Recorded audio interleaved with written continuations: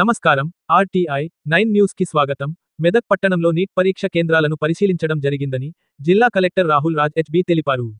శుక్రవారం మెదక్ జిల్లా కేంద్రంలోని హౌసింగ్ బోర్డ్ ఏరియాలో ప్రభుత్వ డిగ్రీ కళాశాల, ధ్యాన్చంద్ చౌరస్తా వద్ద ప్రభుత్వ డిగ్రీ ఆర్ట్స్ కళాశాల, స్టేడియం దగ్గర ఉన్న తెలంగాణ గురుకుల పాఠశాల అదనపు SP Mahender, DIO Radhakishan, MEO Neelakantham, సంబంధిత అధికారులతో కలిసి జిల్లా కలెక్టర్ సందర్శించి పరిశీలించారు.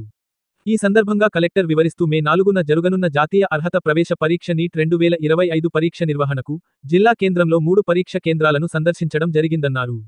జిల్లా నుంచి 1000 మంది విద్యార్థులు ఈ నీట్ పరీక్షకు హాజరవుతున్నందున పరీక్ష నిర్వహణ కోసం ప్రభుత్వ నియమ నిబంధనల ప్రకారం మౌలిక వసతులను స్వయంగా సందర్శించి పరిశీలించామన్నారు.